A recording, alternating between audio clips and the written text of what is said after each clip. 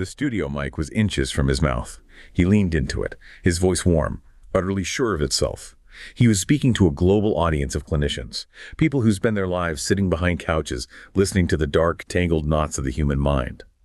He smiled and offered a rule for his professional life. The people who say this is not psychoanalysis are the people I don't want to talk to. It sounded like a breath of fresh air, an invitation to lay down our weapons. A gentle 1960s reminder that nobody owns the truth and that every perspective deserves a seat in the room. You could practically hear the collective, grateful exhale of 1,000 overeducated listeners. Then he kept talking, and minute by minute, term by famous term, the most celebrated analyst in the country began to systematically dismantle the very floorboards he was standing on. The unconscious wasn't a site of brutal self-deception anymore. It was just a loose collection of things we haven't noticed yet. The grueling, painful collision with reality was reframed as a pursuit of pleasure. The radical, razor-sharp architecture designed to map human suffering was quietly smoothed over into a polite, pragmatic philosophy of just experiencing things. He wasn't attacking Freud. He was doing something far more effective. He was keeping the master's vocabulary while gently bleeding out its organs. It leaves you watching the audio waveform dance across the monitor, stuck on a very quiet, very uncomfortable paradox. When the gatekeeper of a science announces that drawing a boundary is an act of violence, is he actually opening the doors to the future? Or is he just performing the ultimate textbook act of defense, smothering the one discipline on earth designed to expose our lies, strictly by refusing to define what it is? It is, it's just a chilling paradox, isn't it? Yeah, utterly chilling. I mean, to really see how that paradox plays out in reality, we have to look at what actually happens inside the modern consulting room when those boundaries are just, erased entirely. Where the rubber meets the road. Exactly. So let's imagine a patient, let's just call him Julian. Okay, Julian. He's sitting there in this beautiful mid-century Eames chair in a quiet room in Hampstead. The radiator is clanking gently in the corner. Oh, setting the scene. I like it. Well, the sensory details matter here. Outside, there is this gray London drizzle smearing the Victorian brickwork. And Julian is gripping the leather armrest of this chair so hard his knuckles are turning practically translucent, like the color of lard. Oh, he's terrified. He is completely tense, yeah, because he has just handed over the absolute ugliest thing inside of him. He has just confessed this hot, shameful memory from 1984. Wait, what did he do? He remembers locking his younger sister in the coal cellar and just standing there in the dark, listening to her scrape her fingernails against the pine door. Jesus. Yeah. So he is bracing for impact. He is sitting rigid, just waiting for the scalpel. I mean, he expects his therapist, let's call him Dr. Vance, to invoke the heavy subterranean machinery of the repressed. Well, he wants an explanation. He is waiting for an explanation as to why his ego built a graveyard in the basement of his mind and why he has carried this agonizing guilt for decades. So what does Dr. Vance do? Instead of all that, Dr. Vance just shifts his corduroy legs, leans back, and offers this soft, liberating smile. A smile. A smile. And he says, that's a fascinating narrative choice, Julian, but let's ask ourselves, what is this memory doing for your appetite today? Wait, his appetite? Vance says, if we treat it not as a buried objective truth, but just as a piece of open-ended self-literature, what version of that afternoon feels more pleasurable for you to inhabit right now? That completely pulls the rug out from under him. And Julian just stares into the therapist's bright, unburdened eyes, and he feels this icy, terrifying vertigo. Because he brought a real trauma, and it's being treated like a writing exercise. Because he realizes he has just carried a corpse up 3 flights of stairs to have it certified dead, only to be told by the coroner that they were just playing a game of charades. Ow. The horror for Julian wasn't the coal cellar anymore. It was the sickening realization that in this therapeutic framework, there is no basement in the building at all. Just endless, brightly lit corridors. Corridors where nobody is ever truly guilty, and therefore nobody can ever actually be forgiven. That terrifying vertigo you were describing with Julian, I mean, that is the exact real-world consequence of what happens when a discipline fundamentally abandons its threshold concept. Threshold concepts, yes. Yeah, because when you look at the relativist project, championed by figures like Adam Phillips, what you are witnessing is not some natural, healthy evolution of psychoanalysis. It is an active, systematic rejection of the very mechanisms that make the discipline function. And for you listening, if you aren't familiar with the term, think about educational theory for a second. Right. Threshold concepts exist in almost every field. There's this idea of threshold concepts in almost any field of rigorous study. These are concepts that are often highly counterintuitive. They're usually very difficult to grasp. But once you truly understand them, they permanently and irreversibly shift your worldview. They are the portals you have to walk through to actually participate in the discipline. Think about biology and the concept of evolution by natural selection, or physics and the concept of relativity. Before you understand them, the world looks one way. After you grasp them, you can never look at the world the old way again. Psychoanalysis has these threshold concepts too. It has to. To even call a conversation psychoanalysis, there has to be a correct, shared, strict understanding of specific concepts. We are talking about the unconscious, the drives, the primary process, transference, and free association. And those aren't just optional metaphors. You can't just swap them out if you don't like the vibe. They are the structural laws of the field. Without them, you aren't doing psychoanalysis. You are doing something else entirely. It's a completely different discipline at that point. It's like if you were an architect and you suddenly decide to reject the concept of load-bearing walls because you find the idea of gravity to be authoritarian and restrictive. The house you build is going to collapse. The roof caves in. How can a discipline survive if its leading practitioners refuse to accept its structural laws? I love that architect analogy because you cannot declare the laws of physics optional just because they feel oppressive. You can't put a beanbag chair where a steel support column needs to go and expect the roof to stay up. Right, but that's what they're trying to do. But to really understand how we arrived in these brightly lit, structureless corridors with Julian, we have to trace this anti-essentialist stance back to its cultural roots. This didn't just happen in a vacuum. So where does it start? Well, Adam Phillips' project, and much of the broader relational movement in psychoanalysis today, it draws incredibly heavily on the 1960s hippie revolt against authority.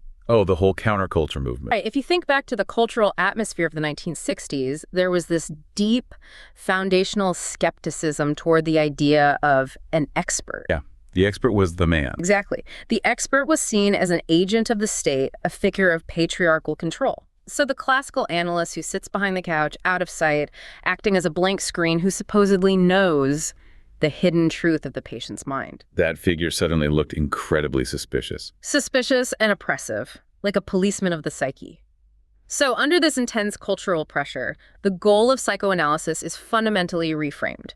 Historically, psychoanalysis was about self-knowledge. And self-knowledge isn't always fun. No, self-knowledge meant the grueling, often devastating work of facing repressed, deeply unacceptable content within yourself, things you desperately do not want to know. Because facing it hurts. It fundamentally challenges your view of yourself. It hurts immensely.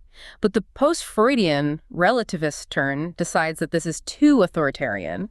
Forcing a patient to confront an ugly truth is seen as an act of violence. So the goal shifts. It completely shifts. It is no longer about objective self-knowledge. It becomes merely about experience. The pursuit is to open up possibilities for the patient to simply inhabit different narratives, stripped of the burden of objective psychic reality. Let's unpack that, because I think it's crucial for you listening to this deep dive to understand just how massive a shift that is. This is where the redefinition of the unconscious becomes so insidious, I think. When Adam Phillips talks about the unconscious, he relies heavily on the philosophy of John Dewey. The American pragmatist. Right, John Dewey was a massive figure in American pragmatism. And pragmatism sounds like a harmless, even positive word.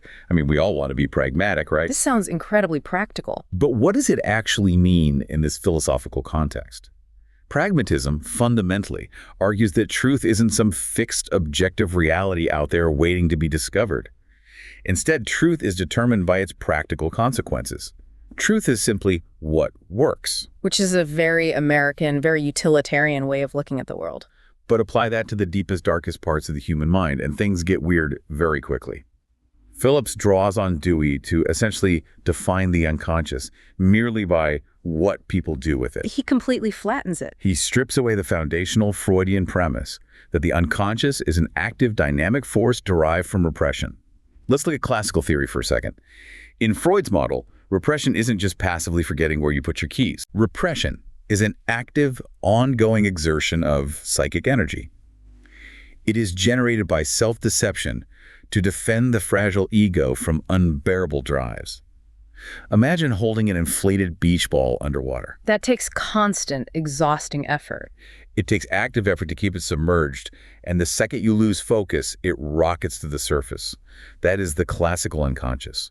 But by reducing the unconscious to just a loose collection of unnoticed experiences, or viewing it through a pragmatist lens of what works for you today, Phillips completely neuters it. It becomes benign. It becomes benign, and crucially, it becomes conscious adjacent. What do you mean by conscious adjacent? By conscious adjacent, I mean it erases the structural division of the mind. Freud's great, terrifying discovery was that you are not the master of your own house.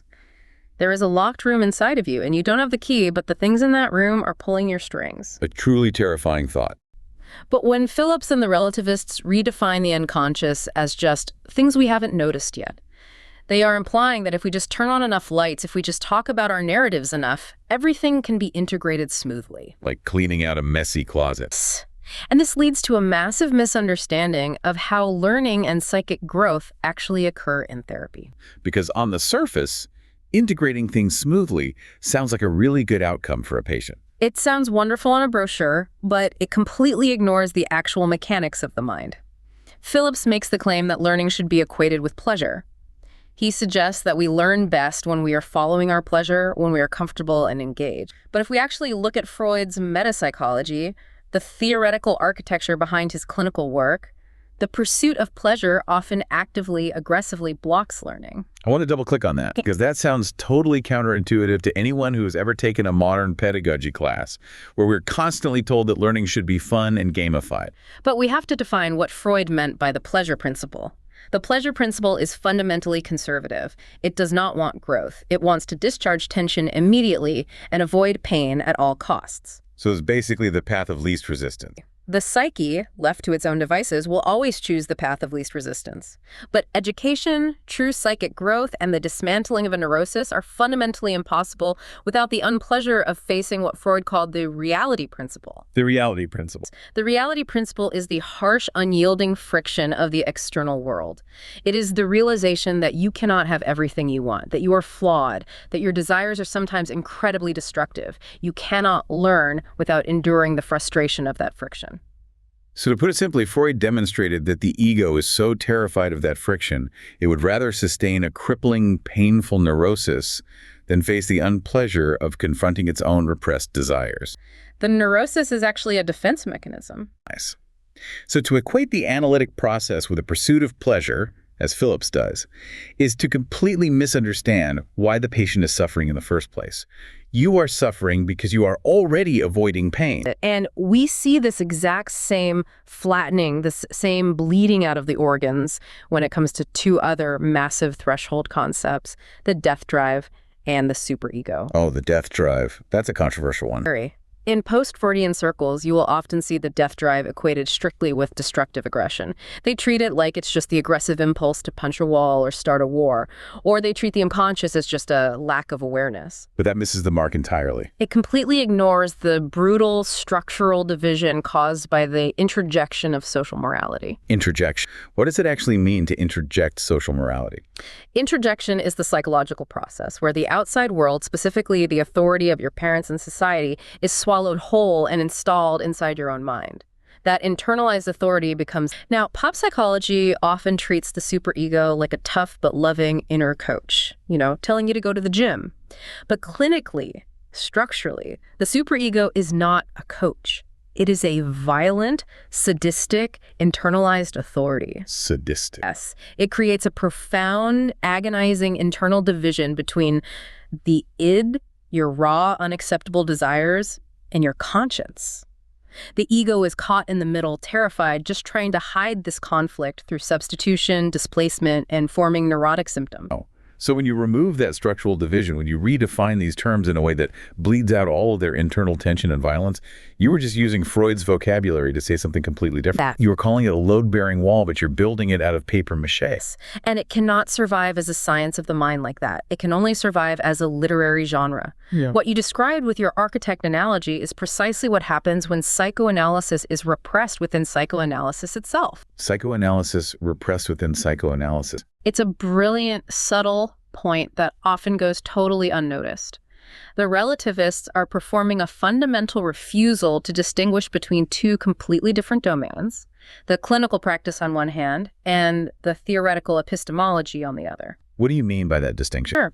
In the clinical setting, the actual room with the patient, the analyst on the couch, must maintain a neutral, open, non-judgmental stance. They have to allow the patient to freely associate without censorship. Right, you can't just scold the patient. Exactly. They cannot jump in and say, no, you're wrong, that's not what you meant. That openness is crucial. But, and this is the fatal error of the relativists, that clinical neutrality does not mean the theory underpinning the mind is neutral or structureless. It requires a rigid, conceptually defined theory of mind to even comprehend what the patient is doing with their free association. The relativist mistake is taking the open, non-judgmental stance of the clinical encounter and applying it to the theoretical architecture itself. So they confuse the method of listening with the laws of psychic gravity. They assume that because we listen without prejudice, the mind itself must be without inherent structure. They say, well, because I don't judge Julian's story about the coal cellar, Julian's mind must just be a collection of stories. It is a catastrophic category error. Let's shift gears a bit and look at another angle of this decay, because the battle isn't just happening in individual consulting rooms, it's tearing the institutions apart. The institutions are definitely feeling the strain. Think about a totally different scene. Picture an older woman.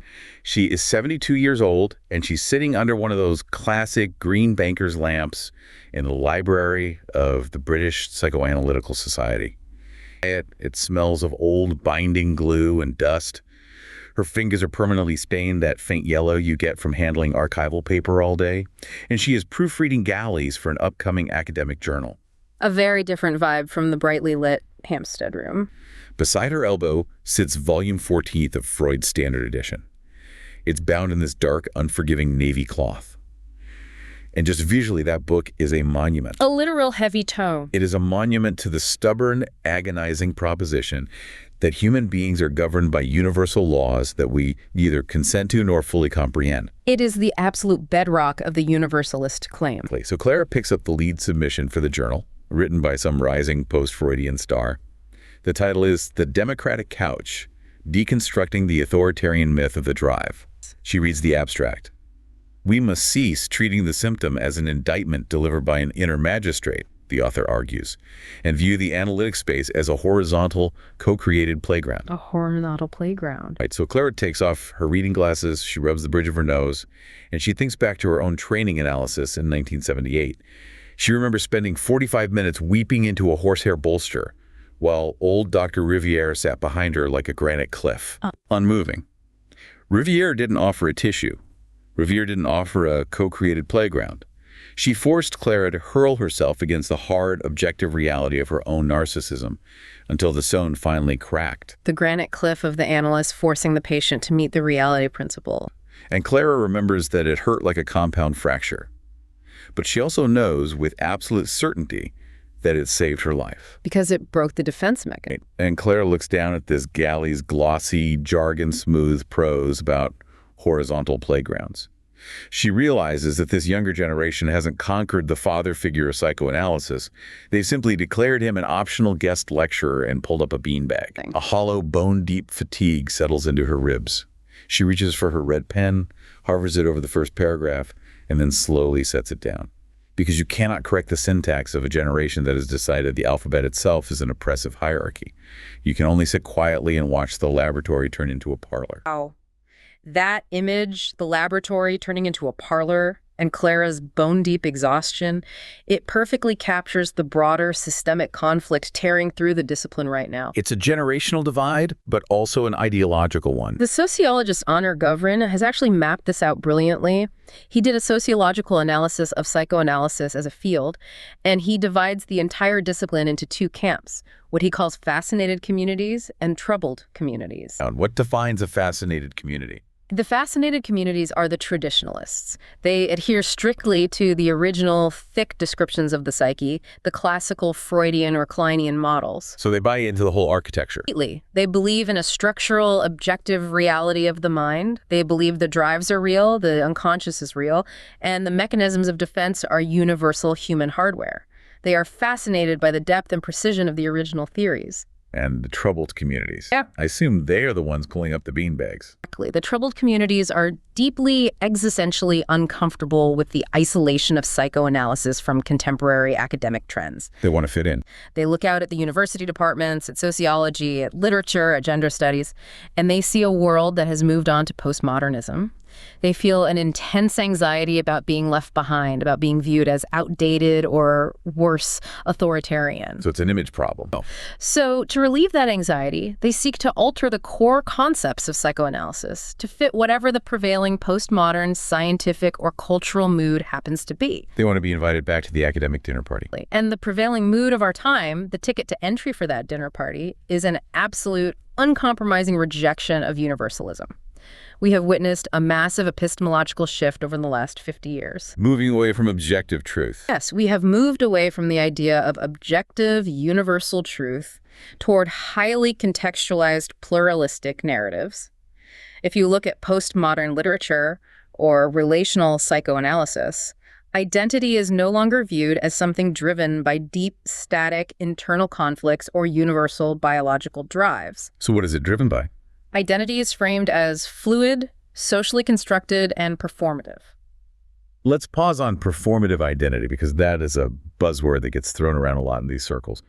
What it basically means is that you aren't discovering who you really are deep down, right? You're constructing who you are through your actions, your language, and your social interactions. It's an ongoing performance. And because they believe identity is a constructed performance, they completely reject the classical psychoanalytic focus on universal patterns. Classical psychoanalysis argues that the Oedipal structure is a universal developmental stage. It implies a fixed human nature that we are all subjected to, regardless of our culture. Postmodernism hates that. Because it's too rigid. They hate the idea that we are subjected to anything fixed. They want to believe we create ourselves entirely. And this theoretical shift didn't just happen politely in academic journals. It was heavily weaponized by French post-structuralists in the 60s and 70s. Think of philosophers like Gilles Deleuze and Félix Guattari, who wrote a massively influential book called Anti-Oedipus, or Michel Foucault. Major figures in this shift. Yeah, these thinkers launched what has been termed an egocide, the systematic deconstruction and dismantling of the rational, autonomous ego. And we really need to explain why they attacked the Oedipus complex so viciously. It wasn't just a critique of Freud, it was a political project. In classical theory, the Oedipus complex isn't just a literal desire to sleep with a parent. Right, it's more structural than that.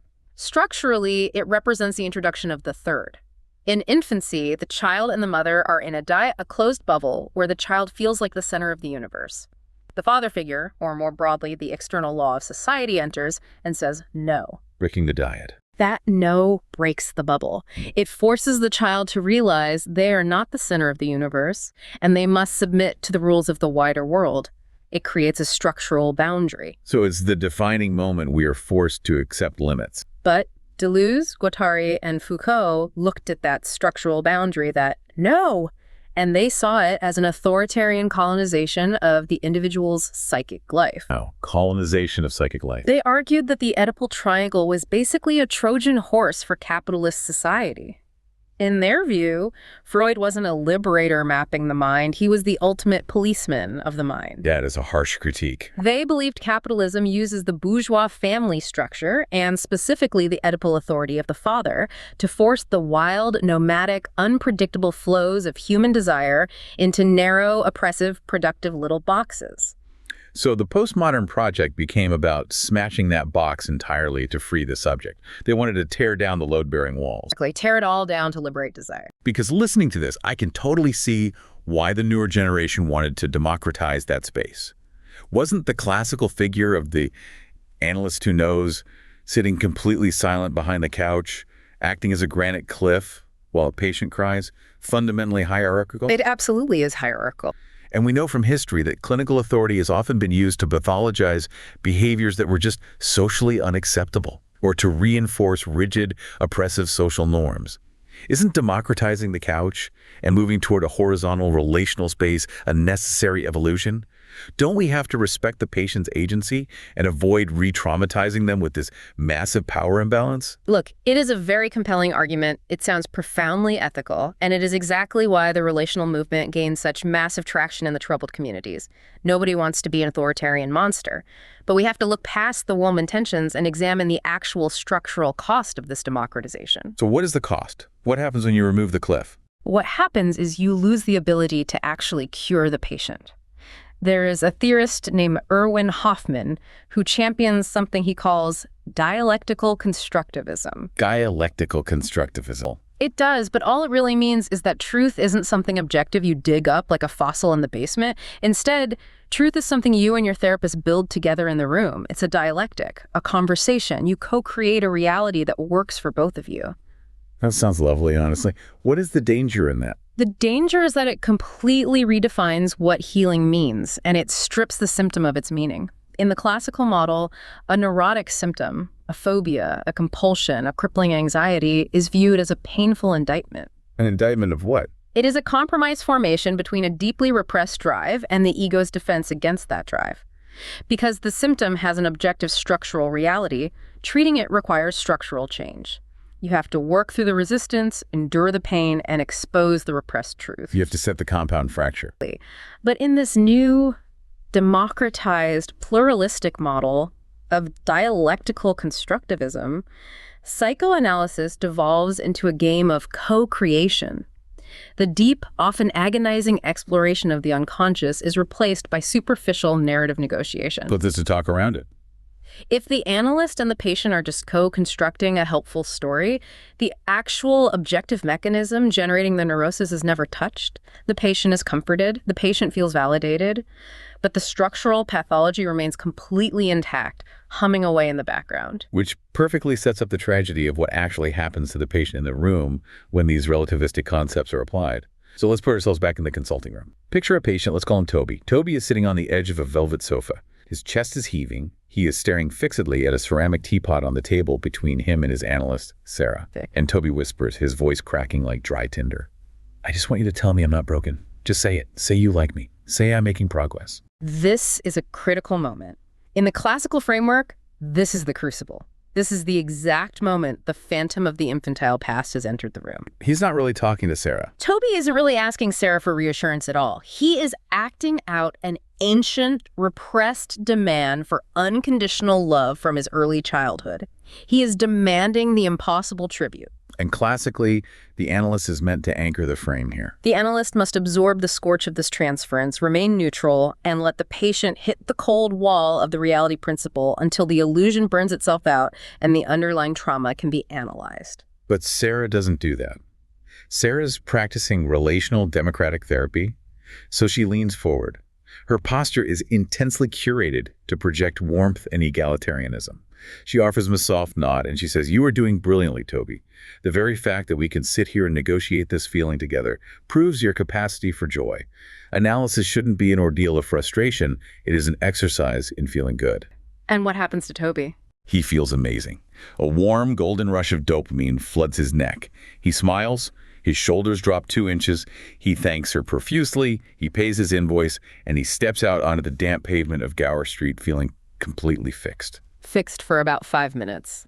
It takes precisely 4 blocks for that golden rush to curdle into a cold, greasy nausea. Toby stops by the iron railings of Bedford Square, clutching his umbrella. He realizes what just happened. He had asked a surgeon to lance an infected abscess, and the surgeon had kissed his forehead and handed him a lollipop. He wasn't cured, he was merely comforted. And as the London dusk swallows the brick spires, Toby realizes with a quiet, suffocating panic that his neurosis is still sitting right there inside his overcoat. It is perfectly intact. It has just been served tea by the only person he had hired to kill it. That is just tragic. And Toby's sickening realization that greasy nausea by the iron railings is the direct result of post-Freudian discourse, fatally misunderstanding 2 of the most critical threshold concepts in all of psychology. Which are? The pleasure principle and transference. Let's deeply unpack both of those, starting with the pleasure principle. Because, as we touched on earlier, misunderstanding pleasure is the root of the issue here. To really get why Freud's view of pleasure was so radical, you have to look at where he got the term in the first place. Its unacknowledged roots actually lie in British utilitarianism. specifically the 19th century philosophies of Jeremy Bentham and John Stuart Mill. Right. Utilitarianism is the foundation of modern economics and a lot of modern ethics. Utilitarianism is built on the premise of conscious, rational calculation. It argues that human beings are fundamentally rational actors who will naturally seek to maximize their happiness and minimize their pain. It assumes we know what's best for us. If you put a hot stove and a warm blanket in front of a person, they will rationally choose the blanket to avoid the pain of the burn. It assumes we act in our own best interests. But Freud took this concept of a pleasure-pain calculus and radically subverted it. He proved that the psyche operates utterly irrationally. He blew a massive hole in the idea of the rational actor. How did he prove it? Freud demonstrated clinically that people consistently and predictably choose unpleasure. The entire phenomenon of the neurotic symptom is an expression of this paradox. Think about someone who repeatedly sabotages their own romantic relationships, or someone who washes their hands until they bleed. A patient will endure immense, agonizing suffering in their daily lives. Why would they do that? Because the short-term avoidance of facing the repressed pain hidden in the unconscious overrides any long-term rational calculation of utility or happiness. The ego calculates that the anxiety of facing the truth is worse than the misery of the symptom. So they stick with the misery they know. Exactly. So the pleasure principle, in the strict Freudian sense, is not about seeking a joyful, fulfilled life. It is about the immediate, blind discharge of psychic tension, even if that discharge totally destroys the person's conscious happiness. It's psychic short-termism at its most destructive. And because modern revisionists like Toby's therapist, Sarah, misunderstand the pleasure principle as just wanting to feel good, they completely neuter the concept of transference. This is where the clinical failure really crystallizes. Let's define transference classically. Transference was the repetition of past trauma acted out live in the consulting room. Not just having a crush on your therapist. No, not just having feelings about your therapist. It was an incredibly dangerous, highly charged phenomenon where the patient projects the unresolved, repressed figures of their past onto the analyst. It was meant to be interpreted, and critically, it was meant to be frustrated by the neutral analyst. Frustrated, meaning the analyst doesn't give them what they want. The analyst serves as the blank screen so the patient's infantile demands can become visible and then collide with the reality principle. But in post-Freudian relational models, transference has been completely diluted. They use a term called intersubjectivity. Another buzzword. Yeah. Intersubjectivity basically argues that the therapy room is just two subjects, two people interacting. The analyst's own subjectivity is centered. They bring their own feelings, their own reactions into the room. They share their emotions with the patient, and mutual comfort completely replaces the rigorous, painful working through of the unconscious. It is exactly like treating a patient who presents with a raging fever. In classical medicine, you understand that the fever is not the disease itself. Right, the fever is a symptom. The fever is a symptom of a deeper, hidden bacterial infection. The classical analyst searches for the infection, which might require painful interventions. But the modern relational therapist has decided that the fever itself is the actual disease. So they just try to bring the temperature down. Okay, so they treat the patient exclusively by wrapping them in cooling blankets. The patient feels momentary relief. The fever drops a degree. They feel comforted by the egalitarian care, the lollipop. But the underlying infection is spreading unchecked, slowly poisoning the blood. That is a chilling analogy. The cooling blanket feels great until the sepsis sets in. And we can actually build on this medical analogy by zooming out and looking at the culture that produces these patients. There's a brilliant framework provided by the Marxist cultural theorist Frederick Jameson. Okay. Jameson wrote extensively about the psychology of late capitalism, and he identified a phenomenon he called the waning of affect. Let's explore what that actually looks like for the listener. Jameson argues that in our postmodern late capitalist landscape, the types of mental suffering have actually changed. In the modern period, think Freud's Vienna or the mid-20th century, people suffered from deep intrapsychic conflicts. The classic neuroses. Right. They experienced the profound anxiety and alienation of a divided subject. They had strict moral codes, strict societal boxes, and their hidden desires clashed violently against those boxes, producing classic neuroses. Hysteria, profound guilt, massive repression. But Jameson says that's not what we see today. Today, that those rigid societal boxes have largely dissolved into a hyper-consumerist digital landscape. What we have now, instead of deep structural conflict, are what Jameson calls free-floating intensities and highly aestheticized atmospheres. See, if you think about your own daily experience, if you look at your own doom-scrolling habits or that ambient, flat numbness we all feel after staring at a screen for 8 hours, switching rapidly between a tragedy on the news and a video of a cat, you can see exactly what Jameson is talking about. It's a pervasive numbness combined with frantic overstimulation. In the contemporary clinic, patients often don't present with classic, highly structured neuroses anymore. They present with this pervasive numbness, a sense of depersonalization, a feeling of being disconnected from their own lives, combined with this ambient anxiety. So how do therapists react to that? Because the cultural environment has shifted to this flat, depthless state, therapists look at these patients and they mistakenly believe their goal is to provide a comforting atmosphere. They think the patient just needs to feel safe and validated. They aim for emotional resonance. But that's a mistake. A huge mistake. Because what they are doing is treating the ambient mood rather than the structural void. They are wrapping a cooling blanket around a cultural numbness, rather than undertaking the arduous task of confronting the missing, repressed subject. Which brings us to the ultimate existential crisis of the field. What we're really circling around here is a massive epistemological void, driven by a strict refusal to maintain definitions. The epistemological void is the core issue. Psychoanalysis is in a highly vulnerable position compared to the hard sciences. Let's be honest about that. It completely lacks the empirical, laboratory-based verification that grounds physics or chemistry or biology. You cannot put a repressed memory under a microscope. You cannot measure the death drive with a voltmeter.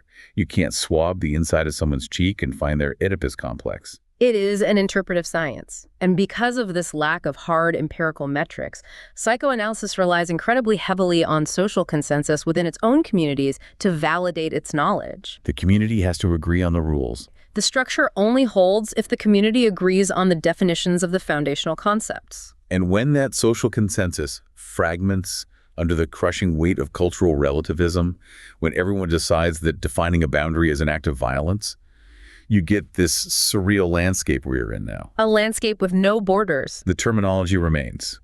The brand names like unconscious and transference are still printed on the brochures, but the actual theoretical architecture holding them up completely collapses. But we should note, there was a major counterforce to this decay. There was an attempt to save the structure.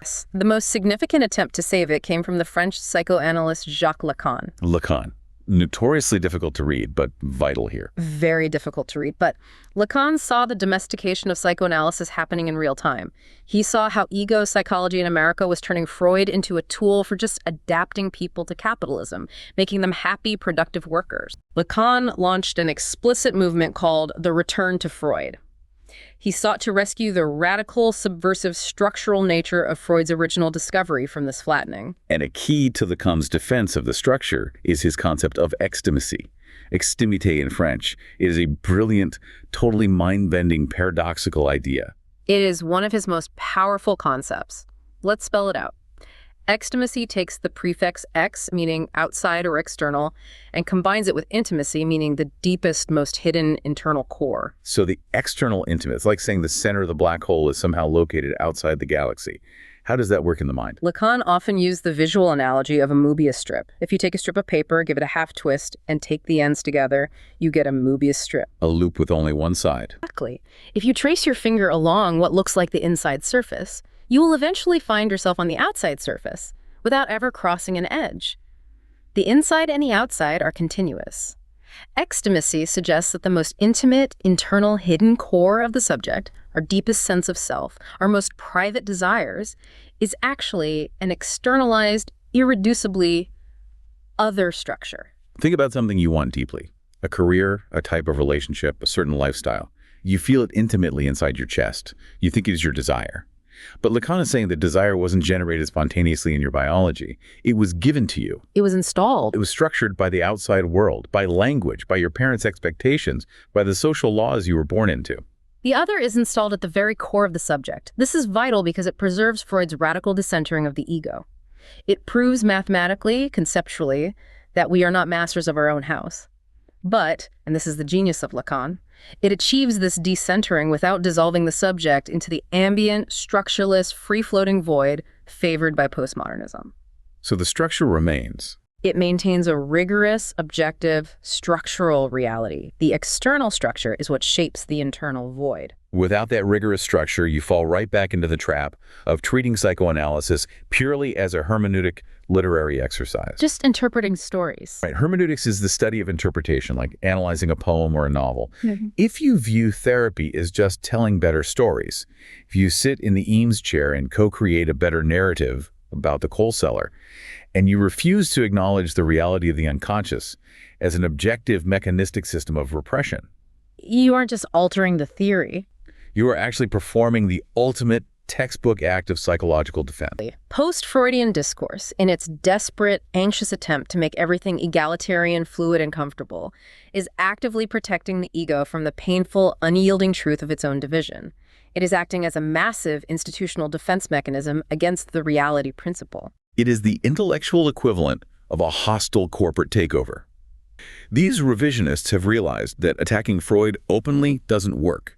Sure. If you stand outside the building and throw rocks at the windows, people just defend the building. So they go inside. Instead, they buy the company, they keep the original brand name, they polish the brass plaque on the door that says psychoanalysis. But once they are inside, they completely gut the factory, they rip out the heavy machinery, they sell off the structural steel, and they replace it all with beanbags and cooling blankets. They retain Freud's vocabulary specifically to sell an entirely different, vastly inferior product to an unsuspecting patient. It is brilliant in a dark way. It achieves what open critics never could: the destruction of the discipline from the inside out, disguised as an evolution. That analysis holds completely, and it leads to a definitive conclusion about what is required to save the field. True psychoanalysis, if it is to exist at all as a distinct mechanism for uncovering truth, absolutely demands the unpleasure of precise definitions. It requires the harsh, unapologetic collision with the reality principle. When the prevailing intellectual culture dictates that drawing a boundary or defining a concept is an act of violence, the single discipline on earth designed to expose human lies and confront our deepest self-deceptions is stripped of its only mechanism for truth.